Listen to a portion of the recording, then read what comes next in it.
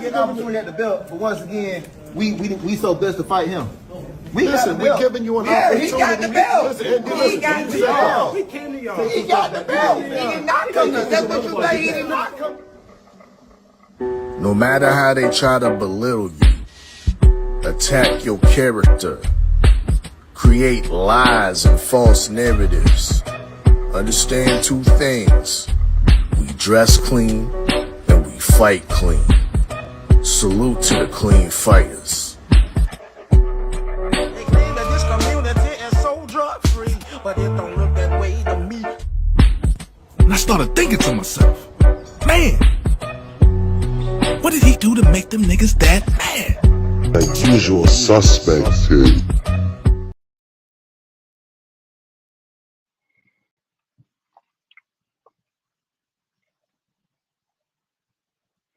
Yo, what it do, man? It's your boy, Hard Hitter Sports Entertainment, man. 503 Line, back at it again. Usual Suspect Sundays. Apologies for the tardiness.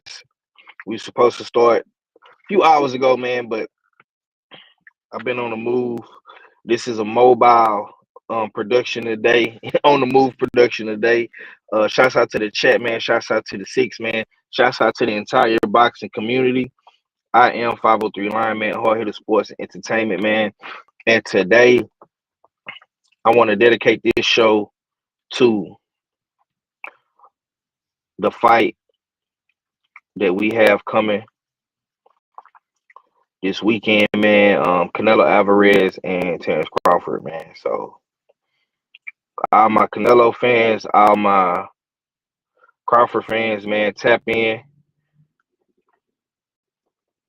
And yeah, man, let me know how you feeling, what's going on. You know what I'm saying?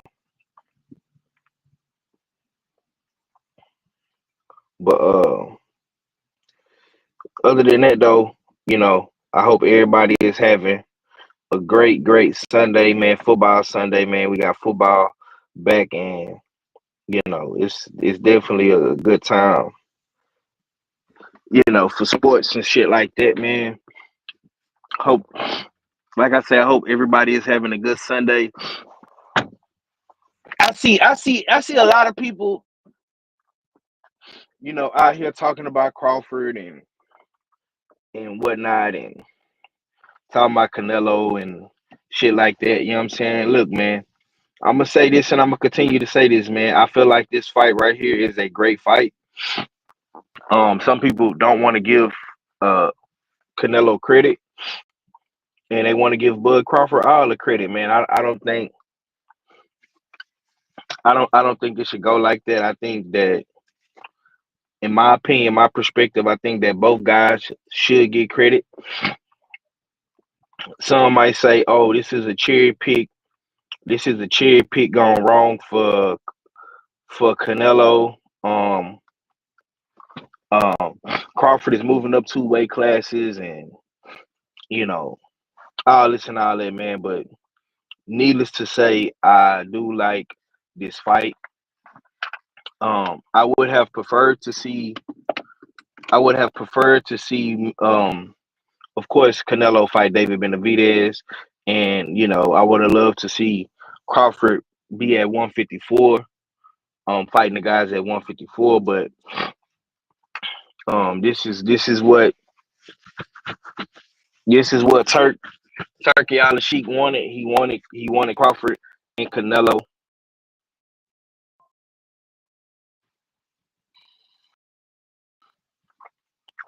Hold on, y'all.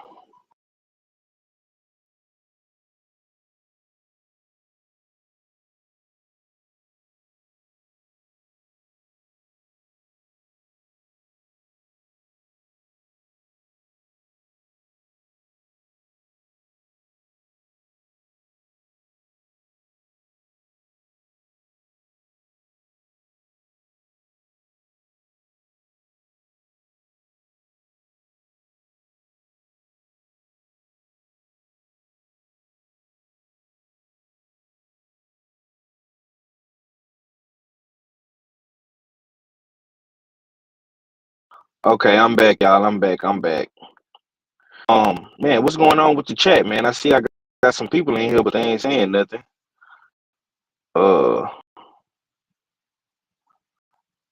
yeah, what's going on with everybody today, man? Y'all talk to me, man. Y'all got me on the island. I chill by myself, man. Usual suspect Sundays, man. Canelo Crawford, man. You know what I'm saying? The best fighting the best, man. You got the number one guy, pound for pound guy going up against the face of boxing, the numero uno face of boxing. I don't care what nobody says. This is a good fight. Like I said, we didn't ask for this fight, but nonetheless, man, it's still a good fight. I know a lot of people don't like Canelo. I know a lot of people don't like Crawford. Some people like Crawford. Some people like Canelo, man. But all in all, this is still a great fight. This is still a great fight.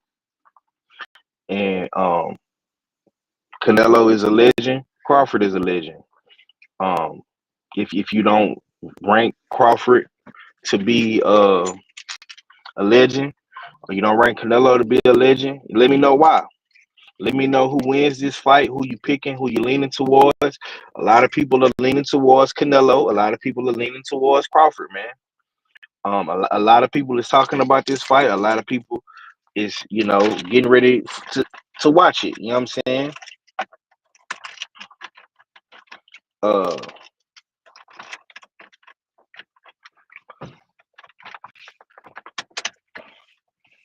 so salute to my big brother KG in the building. I see you, bro.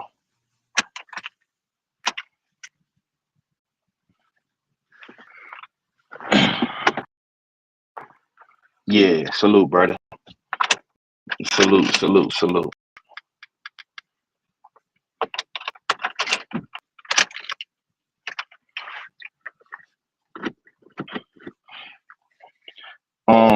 Me myself personally, man. I I'm like, man, bro. I ain't gonna lie, bro. I've been leaning towards Crawford. Um, then I started leaning towards Canelo, man. But either ways it go, man. You know what I'm saying? Win, lose, or draw. Um, this is a great fight. You know what I'm saying? Nonetheless, bro. Nonetheless, it's a great fight. You feel me? Oh shit, it's not letting me.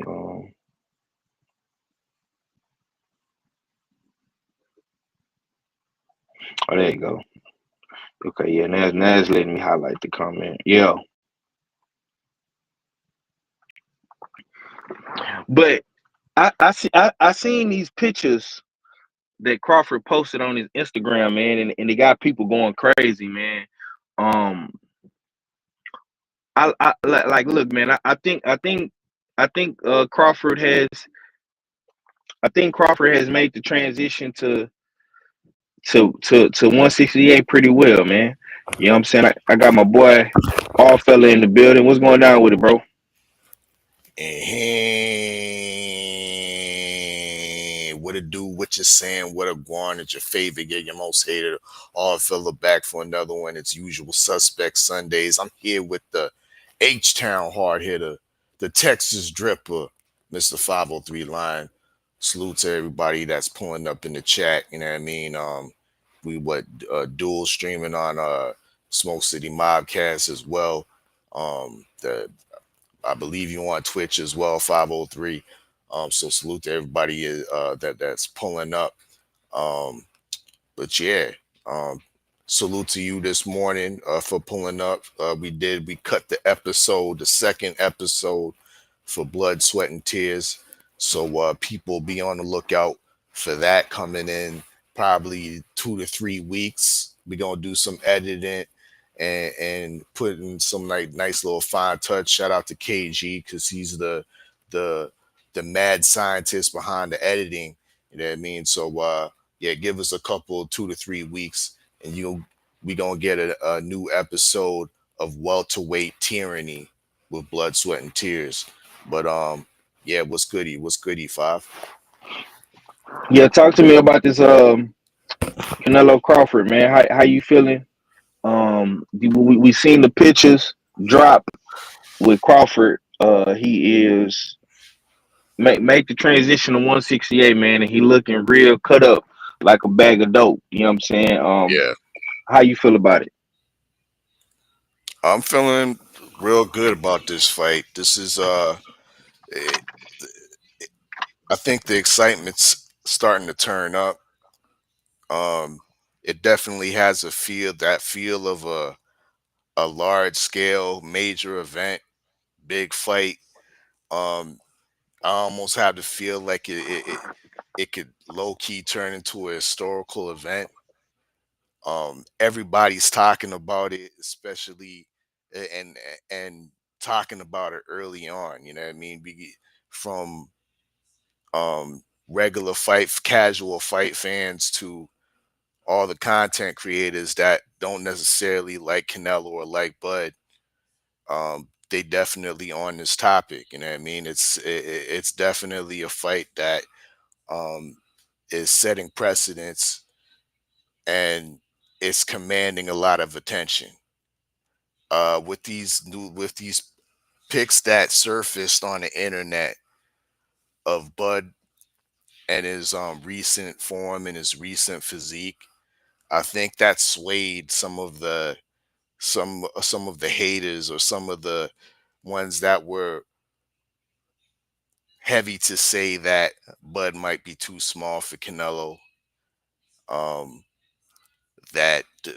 yeah, Bud's just a blowing up welterweight, and the divisions matter, and Canelo's just too big. Um, those pictures have definitely went viral, and I think like I said, I think it swayed uh, a good amount of people that were on the side or that had that same belief. So yeah, I'm definitely excited for it. I'm not surprised. This was a a strategic move by Bud. He's been low key criticized for his inactivity, but in order to put on the weight the right way, he's not just going up one weight class. He skipped the middleweight division and he's going up to 168. So in order to do that the accurate and right way, it has to be a over a year process. It has to be a year process and putting on that weight. And from what we can see, we're seeing the results of putting on the weight the right way in a slow, gradual process, and not just doing it like kind of like the way Charlo did and just jumping up here for a good time, not for a long time. Um, Bud had a long plan. It wasn't no quick, you know what I mean, quick money scheme. I think he's really putting in the work in order to get the results of solidifying his legacy. Because there's still a lot of naysayers that haven't validated and giving him his proper flowers. This victory over Canelo will definitely solidify and he'll probably most likely receive flowers from some of the most unlikely sources. So yeah, this was a nice move from Bud, taking that year to build on the weight properly. He's been in there with the likes of course, Lester Martinez.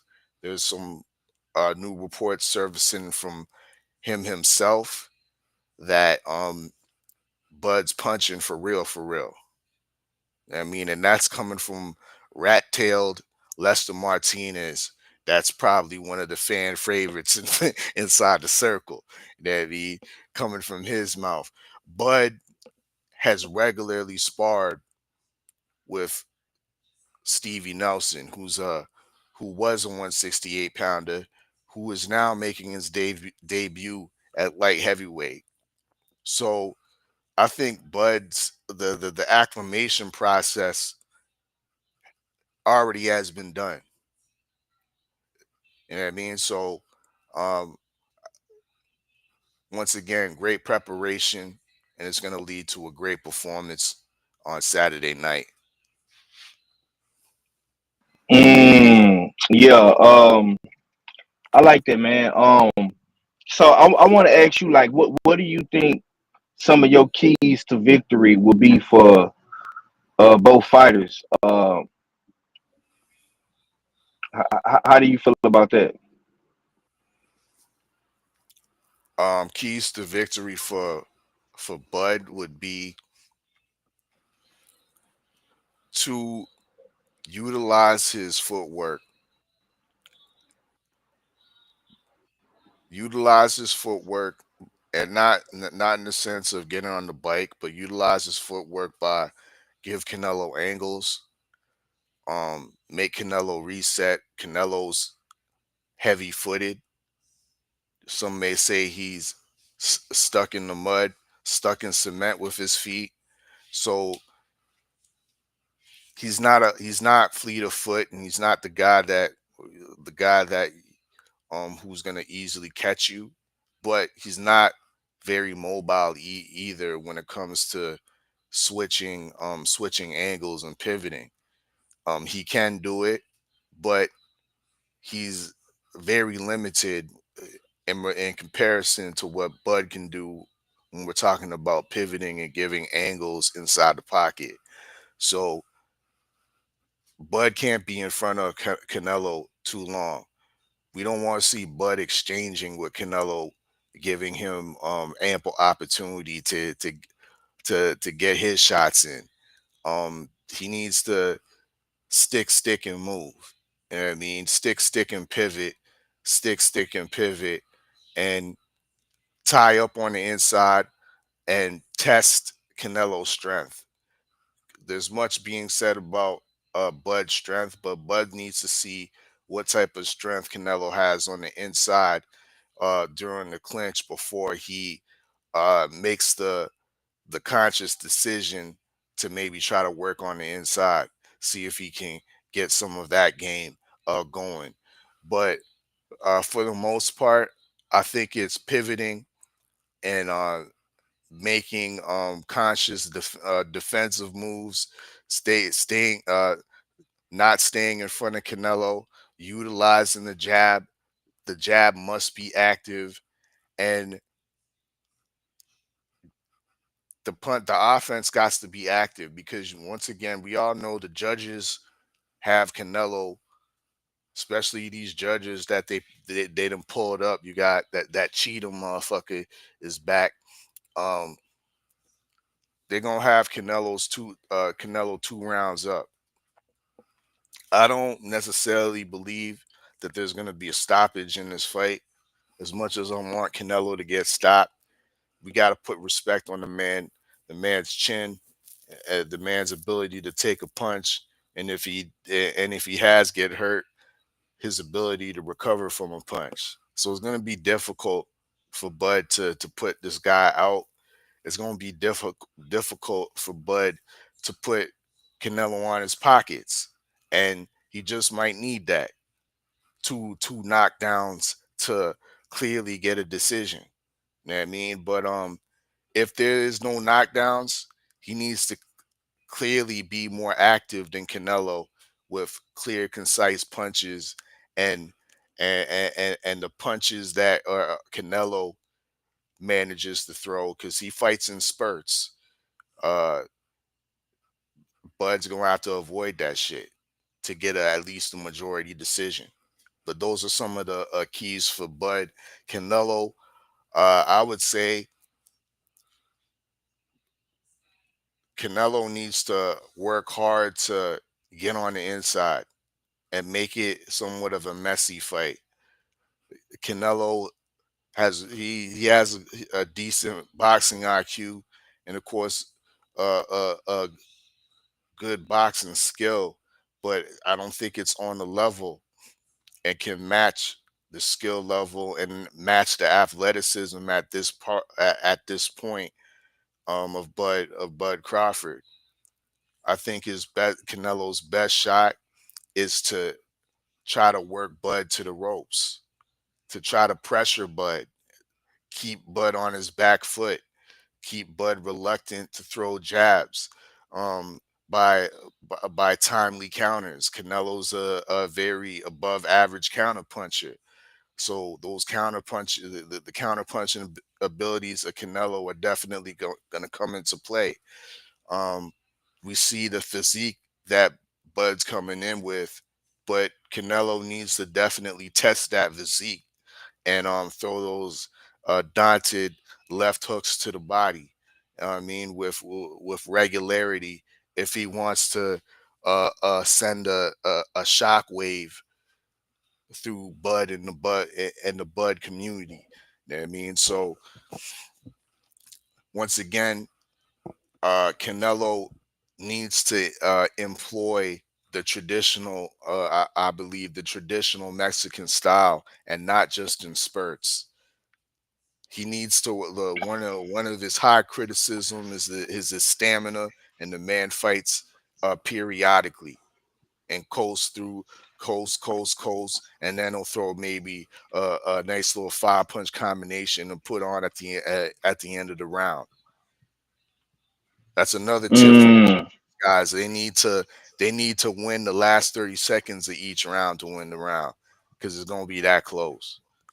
But yeah, to summarize, Canelo needs to get Bud to the ropes and continue with that pressure, work the body, and be more active. Yeah, I think for me, bro, I think Crawford Crawford is gonna have to get Canelo moving backwards. If he can get Canelo moving backwards on the ropes and not throwing punches, not looking comfortable, the ring generalship is off. I think that would be key for Crawford, similar to what Bivol did and what Floyd Mayweather was doing. You also have to factor in the fact that Crawford is a switch hitter. So if Crawford can keep Canelo guessing, you know what I'm saying? I don't know what stance Crawford is gonna come out in, but I know for sure he likes to turn it on in the southpaw stance with the aggressiveness. When he's in orthodox, he's usually trying to box. Um, but Canelo has had success against southpaws. every southpaw that he's fought, he's beaten. Um, so I don't know, man. I don't know. But for me, I definitely want to see if Canelo is gonna fight backwards. I mean, it's gonna go backwards because Canelo, to me, he can't fight backwards.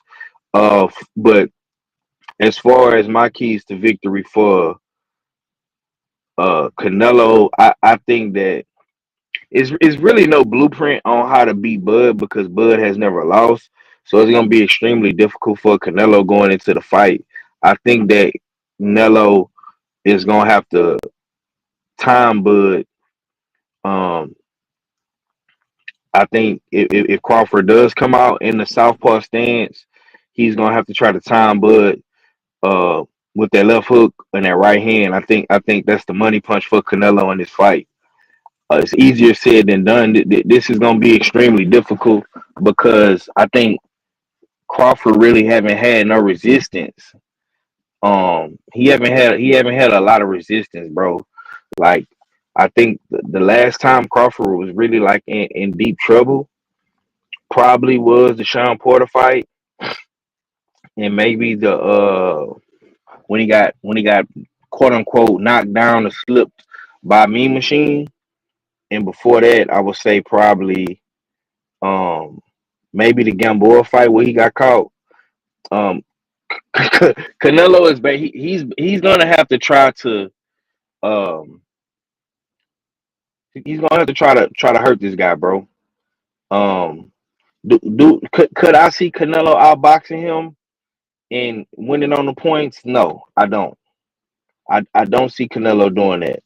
But if Canelo does win, I think he overpowers and overwhelms Crawford. And the transition from 154 to 168, it won't correlate in the ring. It won't be a good presentation in the ring because I think a lot of people are going crazy about the pictures that we saw. You know what I'm saying, with Crawford. You know what I'm saying? It's the boy definitely look like he in shape. You know what I'm saying? So but we don't know how that's gonna look in the ring, you know what I'm saying?